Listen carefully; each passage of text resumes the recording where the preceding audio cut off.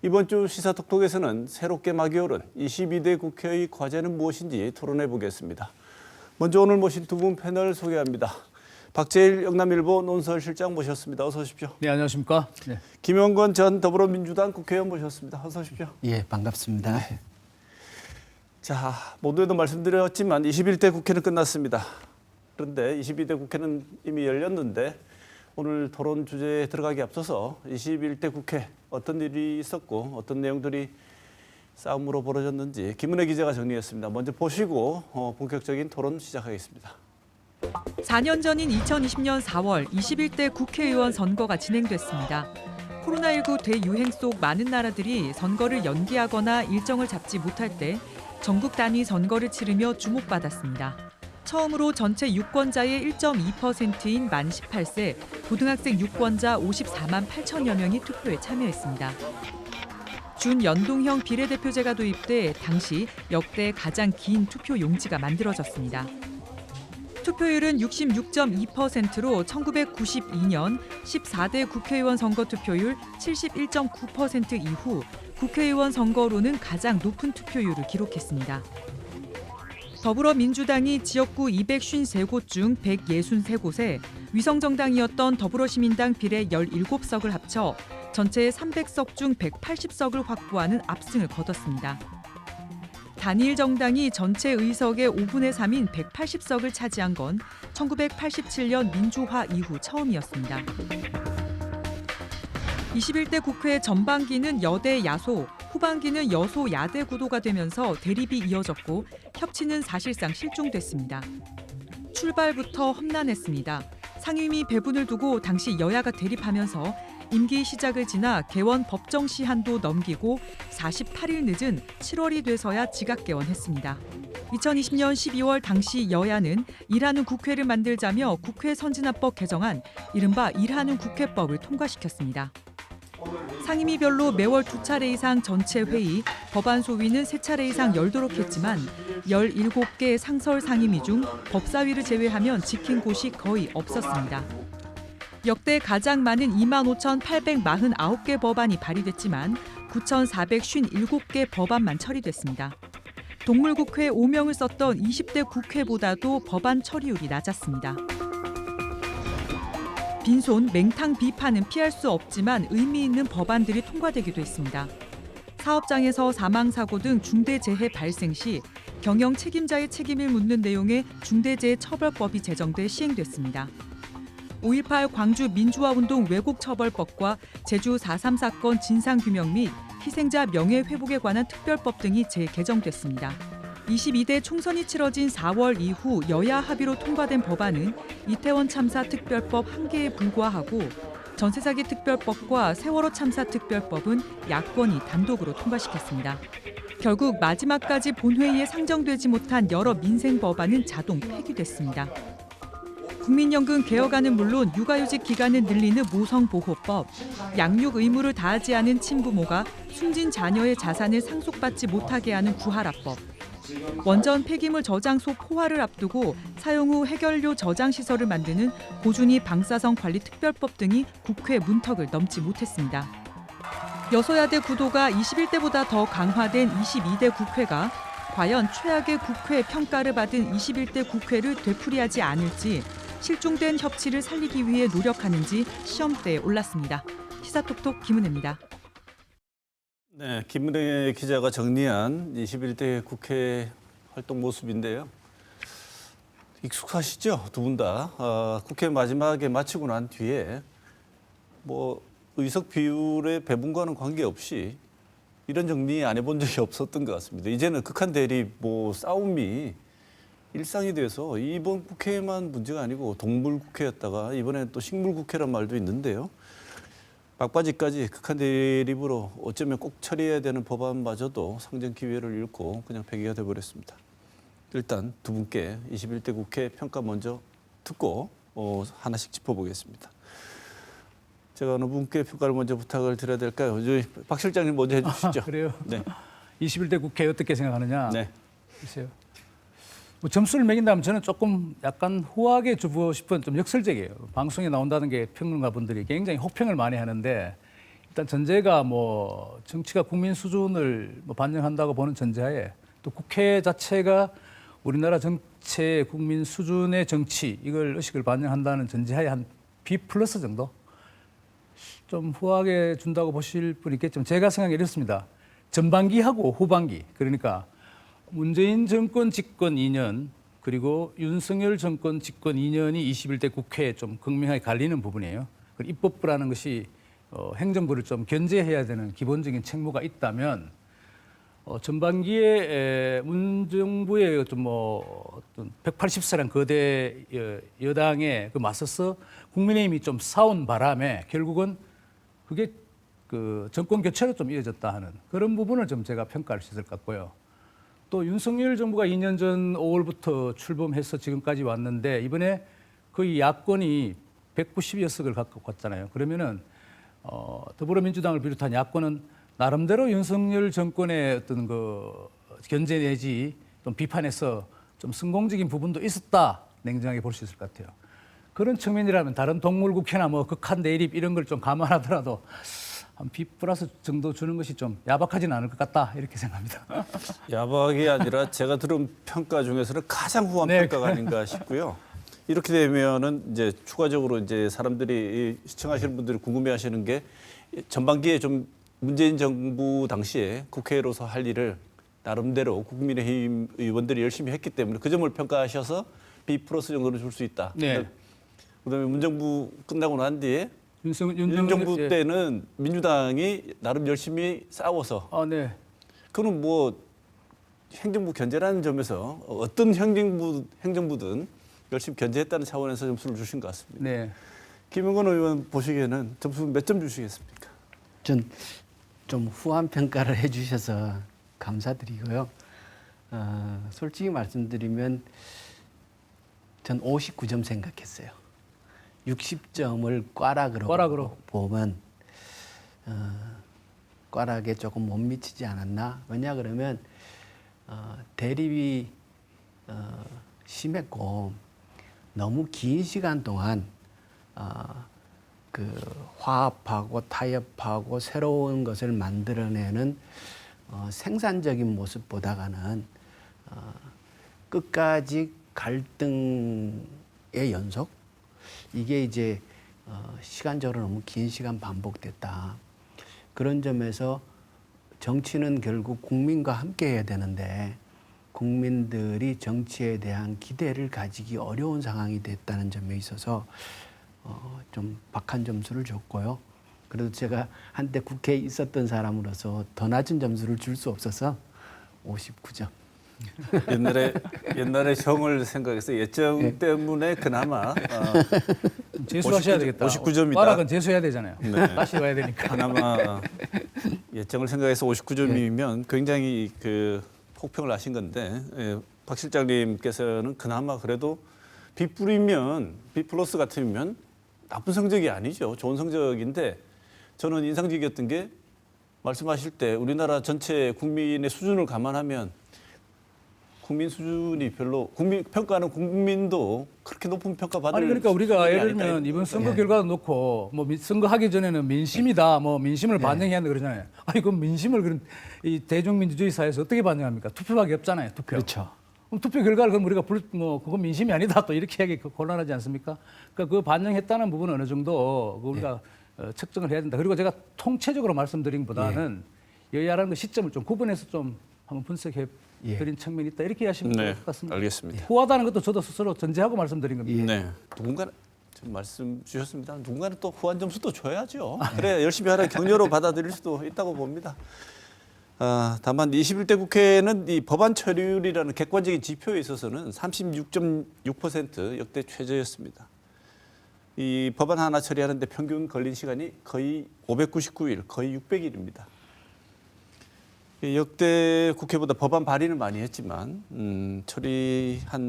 처리율은 굉장히 역대 최저였는데 그래서 맨 마지막 국회 날 그래서 더 많은 아쉬움이 남았던 것 같습니다. 김 의원님 보시기에는 이렇게 처리 실적 낮아진 이유 그리고 어떤 문제가 있다고 보십니까? 제가 20대 국회였지 않습니까? 네. 20대 국회를 마칠 때도 역대 최악의 국회였다라고 평가를 했었어요. 21대 국회 또 역대 최악의 국회다고 평가를 하지 않습니까? 처리율만 놓고 보면 떨어졌지만 처리 건수만 보면 오히려 늘었거든요. 보니까 20대 국회에서는 처리한 법안이 9,139건. 근데 21대는 9,455건. 꽤 의미 있게 늘었단 말이에요, 오히려. 네. 그럼 이제 우리가 생각을 해봐야죠. 21대 국회도 그렇고 20대 국회도 그렇고 9,000건이 넘는 법안을 발의하고 통과를 시켰는데 통과시킨 게 그만큼 되는데 세상이 그만큼 변화하고 나아졌는가를 생각하면 뭐야 싶단 말이에요. 그래서 이제 처리율 이렇게 통계로 놓고 보는 것은 한계가 있지 않느냐. 네. 그러니까 어떤 의미 있는 법안이 발의되고 우리 생활에 실질적으로 필요하고 도움이 되는 법안이 통과되는가를 들여다보고 그에 대한 평가를 해야지 이제 처리율이라는 그냥 통친 그 통계만 가지고 평가하는 거는 한계가 있다. 이런 말씀을 네. 드리고 싶습니다. 박 실장님 어떻게 평가하십니까? 이게 제가 이게 나오기 전에 한번 국회 사무처에다 한번 물어봤어요. 예. 지금 그 국회 인원이 얼마냐, 직원이 예. 그러니까 4,925명, 예, 많아요. 인턴까지 포함해서 인턴 예, 200여 예, 명까지 포함해서 4,925명. 예산은 또 제가 한번 따로 찾아보니까 기획재정부를 통해서 7,677억 예. 정도.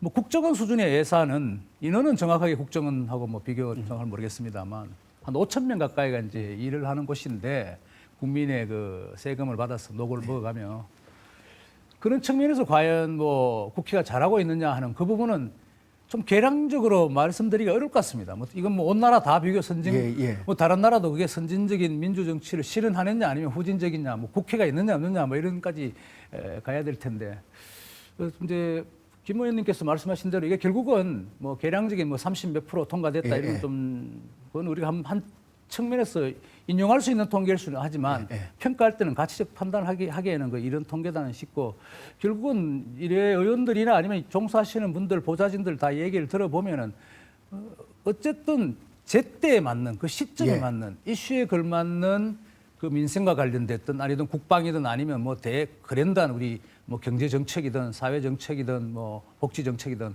이런 분야의 법안들이 제때 좀 빨리 그러면 뭐하지만 적시적소에 좀 산출되는 생산되는 이런 것이 좀 부족하다. 그렇죠. 굉장히 중요한 말씀을 하셨는데요. 대한민국은 세계적으로 봤을 때도 굉장히 혁신적이고 역동적인 국가지 않습니까? 그렇죠. 예, 예. 우리가 여기까지 성장해 왔던 거는 바로 우리가 갖고 있는 그러한 혁신성, 역동성, 뭐 한다 할 때는 확 하는 그 힘. 그런데 정치는 이 대한민국의 가장 앞에서 이끌어 나가는 부대들이잖아요. 그러면 이 혁신적이고 역동적인 국가의 맨 앞에 있는 부대가 대한민국 전체보다 훨씬 더 역동적이고 혁신적이어야 되는데 그러냐는 거예요. 그 점에 있어서 가장 큰 아쉬움이 있는 네. 거죠. 두 분 보시기에는 뭐 박 실장님 뭐 좀 말씀을 좀 주시죠. 의료개혁하고 네. 지금 벌어지고 있는 국민연금 문제도 계속 이렇게 논쟁이 되고 있었는데 어떻게 진행될 거로 국민연금부터 먼저 말씀드릴게요. 이제 3대 연금 그 개혁 중에 방안 중에 윤석열 정부가 내건 연금 계획이 포함되어 있는데 결론적으로 말씀드리면 제가 보기에는 이건 행정부든 아니면 정치권이든 또 아니면 대통령실이든 간에 좀 결정 장애가 있는 것 같아요. 이게 지금 모든 사람이 저도 여기 많이 좀 들여다봤는데 복잡한 것은 하지만 또 들어가면은 굉장히 과단성이 있는 결정을 내려야 될 상황이에요. 이것도 어떤 결정을 내려놓고 또 그 다음 이게 지금 10년, 2055년에 기금 소진이 한다 이렇게 시뮬레이션에 나와 있지만은 뭐 그렇다면 지금 한 30년, 20년 이상 남은 건데 어쨌든 다음에 내년, 후내년에도 좀 수정 보완할 수 있는 사안이에요. 그러니까 우리가 이 부분을 뭐 지금 그 소득 대처율이라는 건 좀 어려운 말이지만은 이게 뭐 44%, 43%, 45%에다가 44%에 근접했는데 이재명 대표가 받아들이겠다 그랬지 않습니까? 저는 솔직히 말씀드려 윤석열 대통령이 이걸 받았으면 좋았을 뻔했다고 생각해요. 예.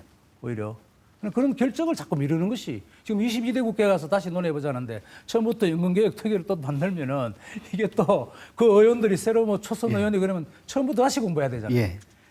이건 어떤 결정의 문제이지 굉장히 100% 정답이 있는 것은 아니거든요. 그 점은 좀 굉장히 제가 아쉽다 이렇게 보고요. 의료 개혁 부분은 뭐 너무나 국민 여러분도 이제 정보가 많이 주입이 돼 있으니까 뭐 전문가 못지않는 의견을 다 갖고 계실 거라고 봅니다. 어쩌면 또 국민 개개인은 일선에서 아프신 분들 환자들은 전문가들보다 오히려 더 피부 현장에서 느끼겠죠. 정치적으로 좀 해석하자면 이게 뭐 윤석열 대통령이 약간 선거를 앞두고 좀 꽃놀이패 비슷한 이러나 저러나 이길 수 있는 그런 개혁 과제였다고 보는데 이 부분은 좀 섬세함이 좀 부족하고 대국민 호소력이 좀 떨어지는 감이 있으면서 윤 대통령의 그 진심이라 할까? 대통령이 무조건 다 한 건 아니지만 보건복지부 장관이 됐던 집행정부에서 그 자신들의 진심과 그 섬세한 정책들이 이게 잘 전달되지 못하고 그것이 좀 약간 이렇게 삐끗하면서 좀 속된 말로 좀 삼천 부러지고 빠지고 있는 듯한 느낌, 좀 안타까운 부분이 있습니다. 네. 김 의원님 생각은 어떠십니까? 그렇죠. 그러니까 연금 개혁도 그렇고 노동 개혁도 그렇고 의료 부분 또 교육 개혁도 그렇고 윤석열 대통령이 초기에 화두를 던진 거는 굉장히 적확하게 던졌다. 이렇게 말씀드릴 수 있는데요. 그런데 그것을 추진하고 진행하는 과정에 있어서는 국정 운영의 미숙함이 여실히 드러났다라고 평가할 수밖에 없습니다. 네. 특히 이번에 이제 그 국민연금 개혁안 같은 경우에는 개혁을 하려고 하면 국정의 책임은 누가 뭐라 그래도 정부 여당에게 먼저 있는 거거든요. 국민연금 개혁안에 대한 정부안을 먼저 내놨어야 되는 거예요. 우리의 개혁안은 이런 건데 이러이러한 이유로 이렇게 하는 거고 이 부분은 국민 여러분들이 이해하고 협조해달라 양해두고 하고 안을 내놔야 되는데 끝까지 개혁을 하겠다는 말만 던져놓고 정부 안을 구체적으로 제시하지 않는단 말이에요. 이렇게 되면 이건 협의가 되기 어려운 거죠. 그러다가 시간만 가고 나중에 야당이 역으로 제안하는 것마저도 받아들이지 않았다는 거는 조금 많이 진짜 아쉽다 이렇게 말씀드릴 수밖에 없습니다. 박 실장님 보시기에는 뭐 여지를 준 겁니까? 아니면 일을 안 하고 공을 넘긴 그때 겁니까? 당시 작년 10월이었을 네. 겁니다. 그게 맹탕 그 개혁이 아니라고 예. 뭐 보수 언론이든 진보는 굉장히 비판적으로 이야기했습니다. 보건복지부에서 그게 예. 김 의원님 말씀대로 구체적인 안을 좀 가이드라인 내놨다 그러지만 두리뭉실한 거예요. 예, 예. 전부 다. 그래서 그거는 정부의 그 정책 결정을 위반하는 태도는 제가 보기에는 아니다 말씀드릴 예. 수 같아요. 그래서 거기서부터 아마 결정 장애가 시작된지 모르겠어요. 이게 예. 이래야 할까 저래야 할까 이게 고민하는 거예요. 그러니까 그거는 고민만 하다가 세월이 다 가는 건데 예. 그거는 국민의 누군가 지도자라는 것은 앞장서서 결정을 해주는 거예요. 틀리든 말든 틀리면 자기가 책임져야 되는 것이고 예. 맞으면 자기의 공으로 돌아가는 것이고 그게 정치겠죠. 그렇죠. 네. 추진도 하고 결과에 대한 책임도 네, 지고 그렇죠. 당연히 분명하게 선을 그을 거는 그러니까 이게 또 그어야죠. 책임의식, 네. 그러니까 내 불이익이 올까 하는 것을 먼저 계산하는 것이고 또 정치권에서는 이게 표에 득표가 되느냐 안 되느냐 쉽게 말해서 속된 말로 굽다 보니 이게 그냥 결국 뭐 좋은 결과가 너무 많이 구워서 탄 거 아니겠습니까? 뭐 그럴 수 있죠. 근데 지금 뭐 어쨌든 타기 전에 꺼내서라도 지금 빨리 좀 22대 국회에서는 이것부터 좀 속도감 있게 네. 해줘야 될 것 같습니다. 네. 22대 국회는 21대 국회의 패턴을 끊어낼 수 있을 것인가. 근데 숫자로 보면 다시 반복될 가능성이 커 보입니다.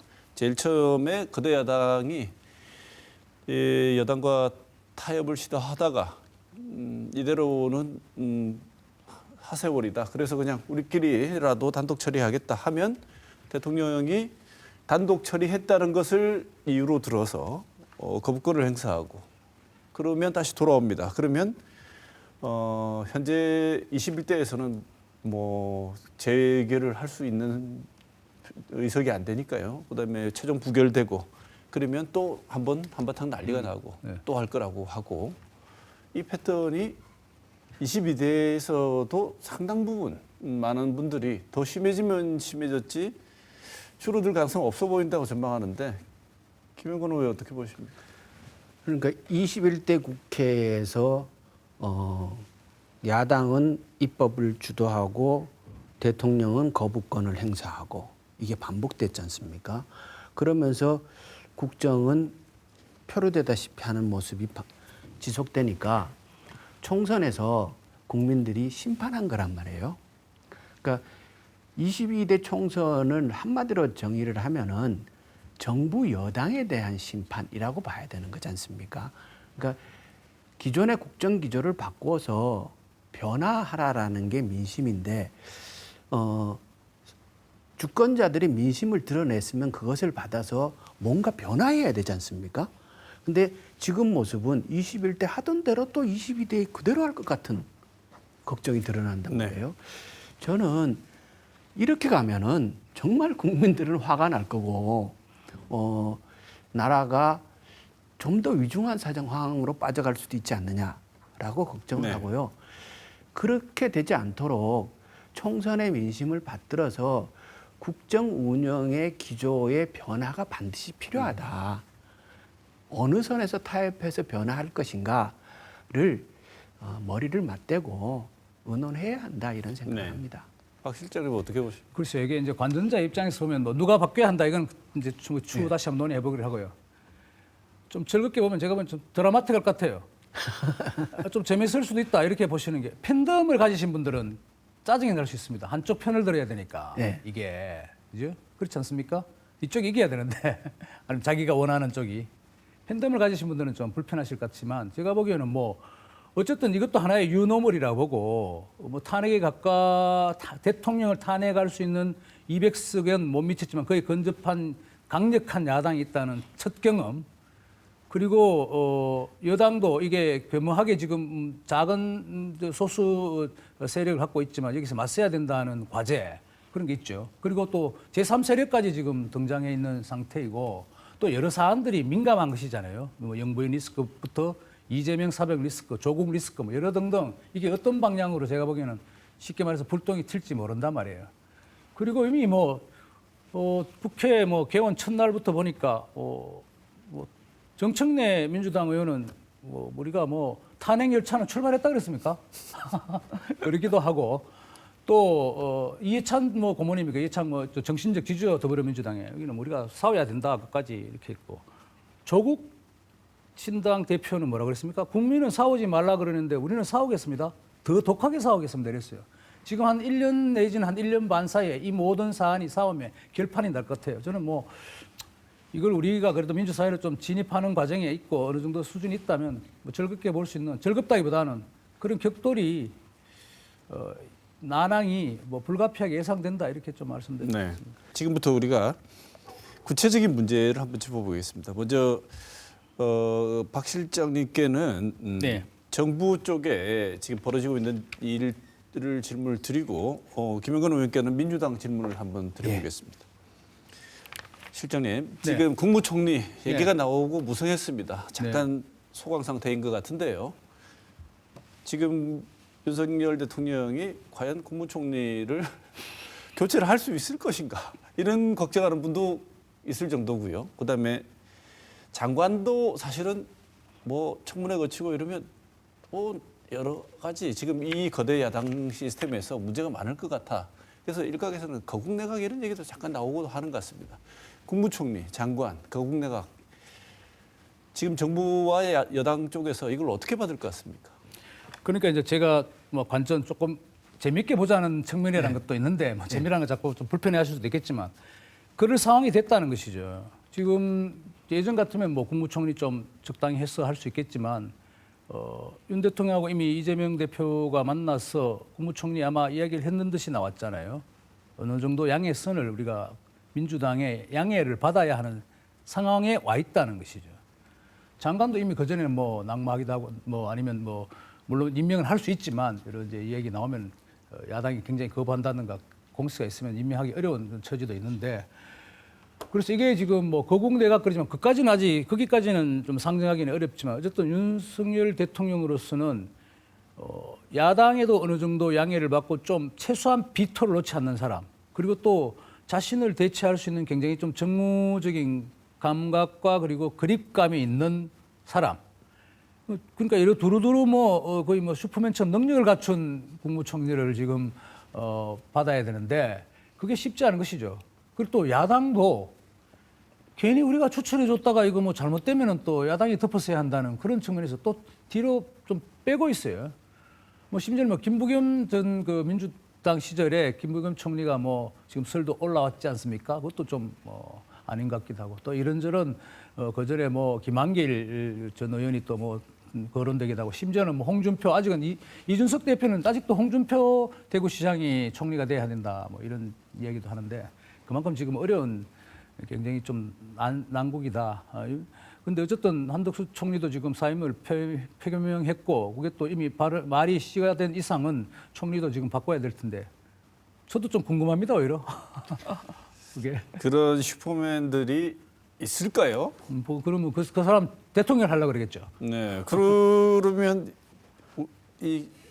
나는 그만하겠습니다. 사임하고 싶습니다고 했지만 그 의미 없어서 현 총리가 그냥 울며 겨자 먹기로 계속 가는 상황도 예전에 그런 거 비슷한 게 있었죠. 예, 그럴 수도 네. 있습니다. 지금. 그런데 그 가능성이 훨씬 커 보이신다는 거죠? 아니 뭐 얼마나 갈지는 모르겠지만 지금 이미 그 최장수 총리 뭐 근접하고 있지 않습니까? 그러니까 얼마나 갈지는 모르겠지만 뭐 그런 상황도 노정할 수 있다. 민주당은 그러면 국회만 보면 숫자가 크니까요. 예. 일단 숫자 크고 절대 다수를 지니고 있으면 국회에서는 편안한 날들, 따뜻한 날들이 민주당에게는 있을까? 그다음에 전국을 주도할 수 있는 힘이 민주당에게 넘어왔다고 예상할 수 있을까요? 어려움은 없을까요? 어떻게 보십니까? 그렇지 않죠. 그러니까 이제 우리나라는 대통령 중심 국가니까 대통령의 의사에 반하는 일들이 거의 불가능하거든요. 입법도 거부권 행사하면 아무것도 안 되지 않습니까? 그리고 예산도 예산 편성권이 행정부에 있기 때문에 국회는 예산 심의권밖에 없단 말이에요. 그래서 민주당이 아무리 다수 의석이라고 하지만 국정 운영을 주도하거나 계획대로 성과를 내기 쉽지 않을 거다 이렇게 보고요. 민주당도 당장 큰 고민일 겁니다. 의석도 많이 받았고 총선에서 민의도 받았는데 이것을 어떻게 결과물로 만들어낼 수 있을까? 이게 고민일 거라고 보고요. 저는 아까 이제 그 대통령 총리 얘기 잠깐 하셨는데 이건 총리 저도 이제 며칠 전에 TV를 들었는데 한덕수 총리가 나와서 브리핑을 하고 있는 거예요. 제가 깜짝 놀랐어요. 저분 아직 대한민국의 총리야? 그만둔다 그런 지가 언젠데? 지금 여의도에는 다음 총리 어떻게 되고 총리를 누굴 준비하고 그런 얘기가 전혀 없답니다. 총리는 거의 이제 관심사항 밖으로 밀려난 상태고 왜 이 말씀을 드리냐 그러면 이거는 총리 문제를 놓고 여야의 문제가 아니라 지금 대통령의 관심이 총리까지 안 간다는 거예요. 오히려 대통령의 관심은 대통령 본인의 안위와 배우자의 안위 문제에 집중해 있다가 보니까 총리 고민을 할 새가 없는 상황이 직면해 있고 그래서 저는 민주당도 성과를 내야 되고 대통령도 고민을 풀어야 되니까 어느 선에서 협의를 해야 된다, 네. 타협을 해야 된다. 지금 뭐 최상병 특검, 김건희 여사 특검, 한동훈 특검, 22대 국회가 특검만 하고 있을 수는 없지 않습니까? 네. 그러면 대통령이 나서서 어디까지는 받고 어디까지는 그만하자. 이게 먼저 협의가 돼야 그래야 총리나 내각의 인선에 관한 논의가 될 거라고 봐요. 네. 그래서 전국을 좀 풀어나가는 기술이 필요하지 않은가 이 생각을 합니다. 미래의 전망으로 다른 거 한번 짚어보겠습니다. 박 실장님 보시기에 일부 비판하는 쪽에서는 국민의힘 도로 영남당이고 거의 괴멸 수준의 패배를 했고 이대로 간다면 보수가 상당히 오랜 기간 힘든 시간을 보낼 수밖에 없다 이렇게 얘기를 하는데 도로 영남당이 돼버린 보수의 재건 어떻게 보십니까? 어쨌든 그러면 지금 선거 결과를 한번 돌이켜 봐야 되는데 거대 여당이 야당이 탄생한 190여석인데 국회의원이라는 게 뭐 해보셨지만은 어쨌든 대통령 선거 다음 대선이 언제입니까? 2027년이죠. 7년, 예. 그리고 그 다음에가 2028년이 국회의원 선거죠. 지금 국회의원 되신 분들은 2028년까지 다음 대통령이 선출된 다음에 지금 이제 그렇죠. 선거에 임하는 예. 것인데 그 대통령 선거가 있을 때 국회의원직을 수행하는 사람인데 국회의원이라는 것이 우리가 또 우습게 보기도 하지만 그 지역에서는 표가 상당하잖아요. 예. 뭐 야당이 좀 굉장히 뭐 표를 많이 갖고 가질 수 있는 역량이 더 있다는 것이고 보수로서는 그게 더 심각한 문제일 수 있겠죠. 정권의 보수 정권이라는 연장 측면에서 보면은 그 점은 이제 국민의힘이 지금 뭐 백서를 발간하고 뭘 한다 그러면서 굉장히 논란을 피우는 이유이기도 한데 어쨌든 다음 뭐한 8월 이전에 전당대회를 하는데 제가 보기에는 뭐 결국은 단도직입적으로 말씀드리면 누가 지금 그 국민의힘의 재건에 아니면 또 국민 여론 내지는 대중적인 인기 내지는 지지를 받는 사람이 되느냐는 것이 지금 첫 관건인 것 같아요. 굉장히 좀 그 전력이 흐트러졌기 때문에 그런 측면에서는 뭐 한동훈 전 비대위원장의 제가 등장을 좀 주목해 보고 있고요. 다른 분들은 솔직히 말씀드려서 그를 지금 국민의힘의 어떤 정치적인 보수적인 그 이념성을 결집하고 새로운 아젠다를 제시할 수 있는 분이 과연 어느 분이 나올까 당장은. 물론 뭐 미래에 한 2, 3년 뒤 되면 오세훈 서울시장이나 이런 뭐 요즘 윤상현 의원도 좀 많이 다니고 이런데 어쨌든 중견그룹 이런 유승민 전 의원 같은 분들이 좀 나와서 뭐 대선 대권 후보에 도전할 수 있겠지만 그건 조금은 더 미래의 이야기고 당장의 당대표 선거에서 보면은 한동훈 전 위원장의 비대위원장의 그 등장이 좀 굉장히 궁금스럽고요. 근데 아까 모두 말씀드린 이건 국민의힘이 한편으로는 제가 보기에는 발등에 불은 오히려 더 더불어민주당이 저는 있다고 봐요. 왜냐하면 뭐 이재명 대표의 이제 사법 리스크가 굉장히 이번 선거로 인해서 좀 희석된 부분이 있지만 지금 당헌 당규를 더불어민주당은 바꾸면서 당 대표도 마음대로 하면서 대통령 후보도 마음대로 할 수 있는 지금 당헌을 거의 완성하고 있거든요. 더불어민주당이. 그리고 이재명을 위한 이재명의 당이다 이렇게 한데 그건 결국은 역설적으로 보면은 이재명 대표 스스로도 당 대표 자리를 놓고 대권 후보가 될 수 있을 만큼의 여유가 있지는 않다 하는 것을 이야기하는 것이거든요. 그러니까 이게 딜레마예요. 그러니까 사법부의 판단이 앞으로 어떻게 나올지 모르지만 이재명 대표로서는 정말 가장 예기치 않는 변수를 맞을 수 있는 정치인이다 지금쯤. 네. 그런 점에서는 민주당도 그렇게 쉬운 상황은 아니다 이렇게 네. 판단됩니다. 이제 우리 지역 문제 한번 짚어보겠습니다. 22대 국회와 우리 지역을 한번 살펴보면 우리 지역은 참 지난번 선거에서도 참 조용했습니다. 상대적으로. 왜냐하면 그렇게 뭐 일각에서는 선거운동 하는지 안 하는지도 모르겠다고 할 정도로 조용했던 상황인데 이유는 다들 짐작하시겠죠.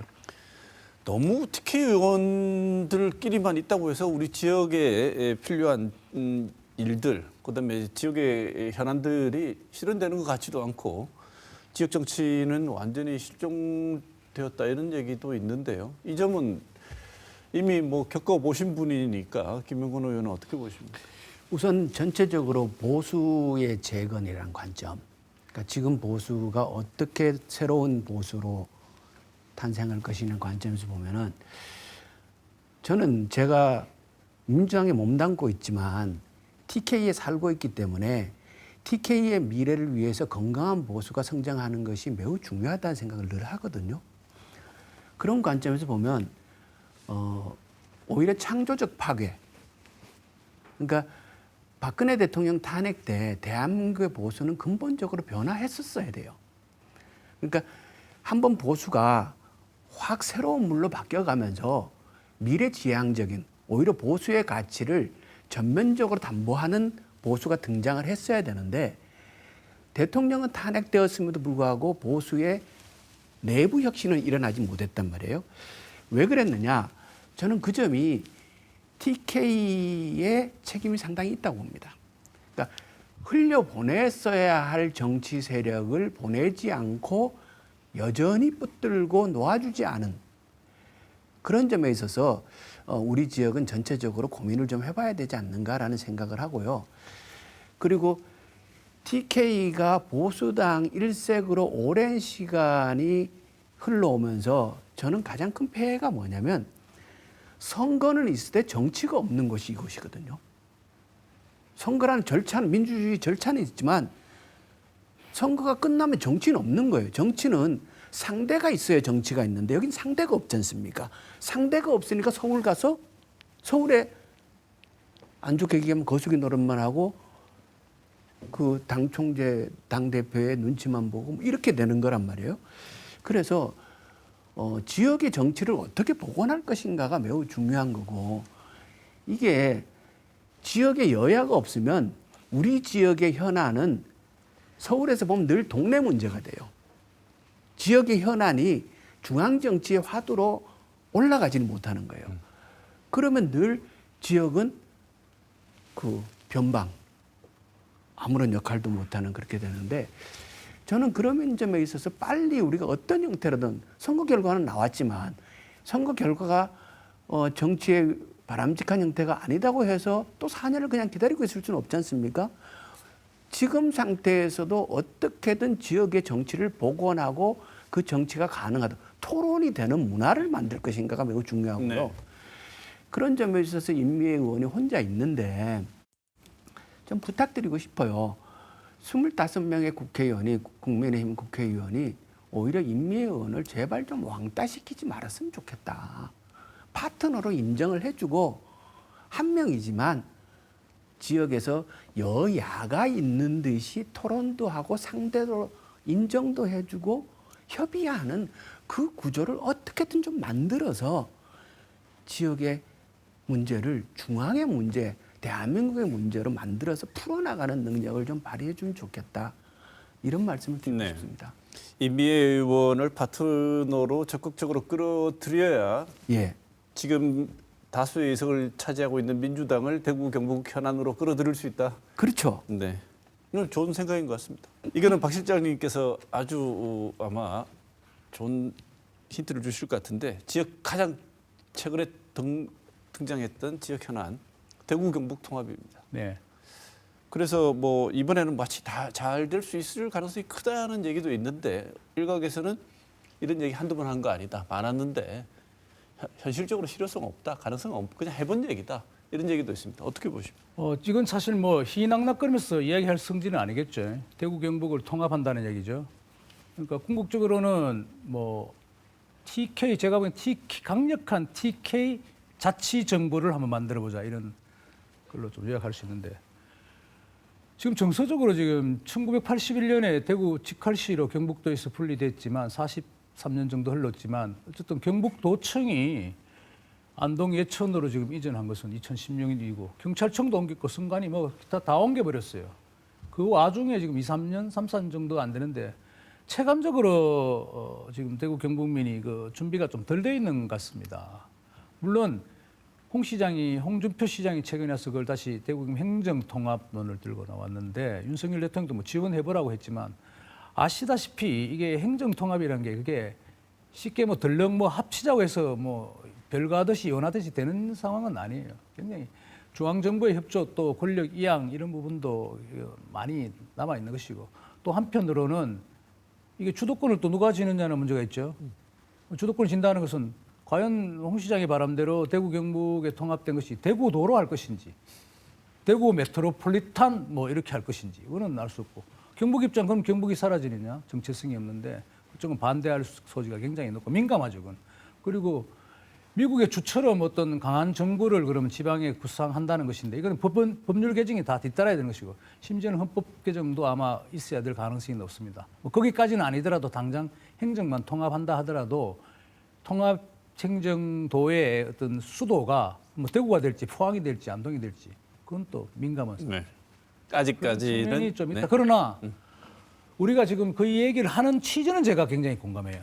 워낙 지방에 지금 인구 절벽이니 뭐 이렇게 해서 인구도 지금 줄고 산업적 배치도 초일국주의 수도권에 집중되고 중앙 권력이 너무 지금 갈수록 대한민국 비대해지는 거니까 그걸 견제해보자는 지방수장, 지방정부의 그 장관들이 이야기하는 지방장관이 이야기하는 것은 충분히 납득이 간다 이렇게 취지는 말씀드릴 것 10분 같습니다. 이해하시지만 실효성에서는 상당 부분 아직까지는 문제 제기를 하고 계신데 김병건 의원님 어떻게 보십니까? 저는 대구 경북의 위기다라는 거는 적극 공감을 하고요. 다 느끼지 않습니까? 그런데 지금 나오는 얘기는 위기의 본질에 대한 이해가 좀 잘못된 거 아닌가? 대구 경북 위기의 본질은 산업의 위기예요. 그러니까 우리가 여기까지 오는 과정에 대구 경북은 나름의 산업, 그러니까 구미, 포항, 그리고 여기 자동차 산업들, 전자 산업들 다 여기서 있었단 말이에요. 그런데 세상이 변화하면서 우리의 산업 체계도 바뀌면서 이 산업들이 떠나가고 그 위기가 온 건데 문제의 핵심은 결국은 미래 산업으로 가는 어떤 산업을 대구 경북에 장착하고 우리가 부가가치를 만들어낼 것인가라는 것이 핵심인데 그 산업의 위기에 대한 이해와 그에 대한 대응에 관한 고민들은 상대적으로 잘 하지 않으면서 행정통합 얘기만 반복해서 나오는 거는 이거는 그 이철우 지사님이 처음에 와서 한 2년 하다가 뭐 잘 안 되는 것 같다, 뜻대로 안 되니까 그때 행정통합 얘기했거든요. 그러다가 또 그냥 시간이 갔지 않습니까? 지금 홍준표 시장님도 행정통합 얘기를 하는 시기가 거의 비슷해요. 처음에 시장하고 나서 한 이제 2년 넘어서 3년 가는 시점이지 않습니까? 요 시점에 또 행정통합 얘기를 꺼내거든요. 이거는 큰 집, 작은 집이 살기 어렵다고 합친다고 나아지는 건 아니거든요. 우리가 각자가 무엇을 하고 먹고 살아야 할 것인가를 내부적으로 찾아나가는 과정이 우선이지 그것이 되면은 통합도 할 수 있고 나눌 수도 있는 거예요. 정작 중요한 문제에 관한 고민을 하지 않고 네. 엉뚱한 얘기를 하고 있는 거 네. 아닌가? 저는 그런 생각 좀 네. 합니다. 22대 국회에서 그럼 우리 지역 의원들이 우리 지역의 그런 문제들까지 고려해서 여러 가지 문제점들이 워낙 많은데 이 법안만은 좀 발의를 해서 실현을 해서 우리 지역 그다음에 전체적으로 보자면 국가 균형 발전이라든지 이런 여러 가지 문제점들을 해결할 수 있는 법안 기대하시는 법안이 있으면 이 법안이 나는 가장 중요하다고 본다 생각하는 거 하나만 말씀해 주십시오. 시간이 없어서. 저는 선거제 개혁을 해야 된다고 보고요. 네. 지방 소멸이 굉장히 빠른 속도로 진행되고 있음에도 불구하고 대안들이 내부에서 나오지 않는 거는 아까도 말씀드렸듯이 지역의 정치가 형성 자체가 안 된다는 거예요. 내부에 논의가 없는 거예요. 토론을 4년 만에 한 번씩 하는 지역에서 뭔 미래에 관한 논의가 되겠습니까? 그래서 지역의 정치를 형성할 수 있는 선거제도, 노무현 대통령이 특정 한 지역의 한 정당이 70% 이상의 의석을 가져갈 수 없도록 여야가 함께 있을 수 있도록 그런 제도를 만들자라고 얘기했던 그때의 그 정신이 저는 굉장히 필요했다라는 생각을 하고요. 그래서 선거제 개혁을 반드시 해야 된다. 이런 말씀드립니다. 알겠습니다. 지역 문제 해결하는 데 있어서 가장 근본적인 해결책 중에 하나가 선거제 개혁이다. 예. 박 실장님. 제가 보기에는 뭐 국회의원들이 좀 현장을 많이 다닌다는 흔히 이야기하는데 그렇게 주면은 제가 기업을 좀 많이 다녔으면 좋겠다는 거. 법적인 그 측면에서 하나만 말씀하라고 하시는데 이게 좀 어려운 문제인데 간단히 설명해 볼게요.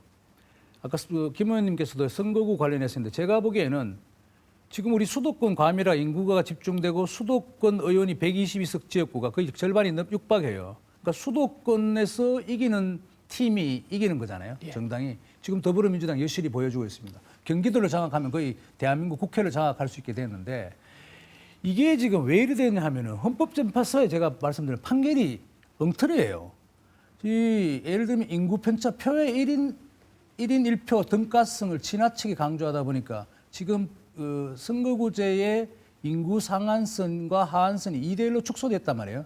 예를 들면 26만 명 하면 상한선이 넘으면 안 된다. 13만 명 하면 다른 거와 합쳐야 된다 이렇게 되는데 그래서 지금 예를 들면 뭐 의성, 청송, 영덕, 울진 이런 4개의 기초자치단체가 합쳐서 선거구를 만들잖아요.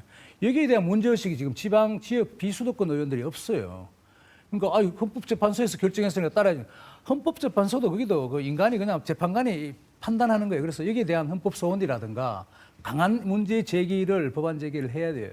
그래서 연방제가 아닌 그리고 양원제가 아닌 미국처럼 상원이 없는 다원제인 한국적인 현실에서는 지역 대표성을 강화해야 된다.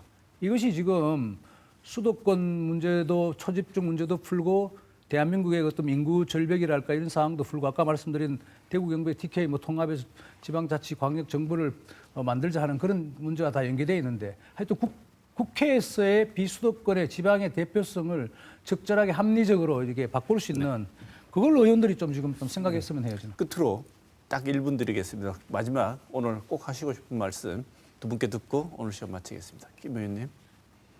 이번 총선은 국민의힘 당선자들의 득표율이 더 올라갔어요. 과거에는 평균하면 한 60% 득표를 했거든요. 이번엔 대구도 그렇고 경북도 그렇고 한 10%더 올라가서 70%가 국민의힘 득표율이에요. 평균이. 저는 이 문제를 굉장한 위기로 받아들입니다. 그러니까 지역이 되려고 하면 균형이 어느 정도 맞아야 돼요. 그러니까 이거는 어느 누구의 책임이라고 할 수 없는 거거든요. 그러니까 우리 유권자들이 그리고 시민들이 평소에도 그렇고 어떻게 어느 정도 정치적인 균형이 형성될 수 있는 토양을 만들어 주지 않으면 대구 경북에 정치가 복원되기 참 어려울 거라고 생각을 하고요. 그리고 우리가 서울만 바라보지 말고, 그러니까 유튜브를 봐도 서울 유튜브를 봐요. 지역 방송을 좀 보고 지역의 현안을 가지고 고민하고 토론하고 공론을 만드는 일을 우리가 노력해야 하지 않을까. 그 말씀을 꼭 드리고 싶습니다. 네, 박 실장님. 그래서 이제 국회의원이라는 게 지역의 문제를 또 한편으로는 자기가 대표를 해야 되고 또 한편으로는 또 국회에 가면 이제 국정 아젠다를 좀 얘기할 수 있어야 되는데 저는 TK 의원들 지금 뭐 25대 0 지금 일방적으로 지금 되고 있는데 경쟁력이 지역 사회 정치적인 경쟁력을 복원해야 된다 하는 부분이 있는데 그것도 어려운 문제인데 하기 한편으로 또 당내 민주주의 그렇다면 뭐 국민의힘 자체 내 경쟁력, 당내 경쟁을 발동시켜서 아주 유능하고 뭐 참신한 인물을 뽑을 수 있는 구조가 있느냐 하는 그 문제도 좀 회의적인 부분인데 그건 또 다음에 한번 차치해서 차후에 말씀드리기를 하고 우선 지금 지역 국회의원들에 제가 좀 바란다면은 지역 대표성을 강화하는 측면과 동시에 국가적인 아젠다에 대해서도 우리 TK 의원들이 좀 나섰으면 해요. 제가 보기에는 국회의원 한 300명 되는데 진짜 실력 있는 그 국가 아젠다를 자기의 철학을 담아서 얘기할 수 있는 그야말로 거수기가 아닌 그 정도 의원은 한 30여 명에 불과하다 이렇게 봐요. 그분들이 대체로 움직이는 것 같아요. 그럼 대구 경북의 의원들이 과연 그 정도 반열에 300명 클래스의 학생이 있는데 그 한 10% 안에 들 수 있는 역량 있는 그런 의원들이 좀 됐으면 하는 그런 바람입니다. 네. 근데 25대 0에서는 그런 인물이 안 나옵니다. 그런 게 좀 경쟁이 없으니 예. 아무래도 단련이 덜 될 수 있는데 예. 그래도 뭐 원내대표는 쭉 나오고 있대요. 그러니까 할 수 있는 게 원내대표가 가지라 그러잖아요. 네. 자, 10% 안에 들 수 있는 의원이 꼭 우리 지역에서 나오기를 기대하면서 시간을 오늘 마쳐야 할 것 같습니다. 박재일 영남일보 논설실장, 김영건 전 더불어민주당 의원 모시고 오늘 좋은 이야기 많이 나눴습니다. 22대 국회 모쪼록 21대 국회와는 다른 모습을 보이길 기대합니다. 오늘 두 분 말씀 감사드립니다. 네, 오늘 시간 마치겠습니다. 고맙습니다. 예, 고맙습니다. 고맙습니다.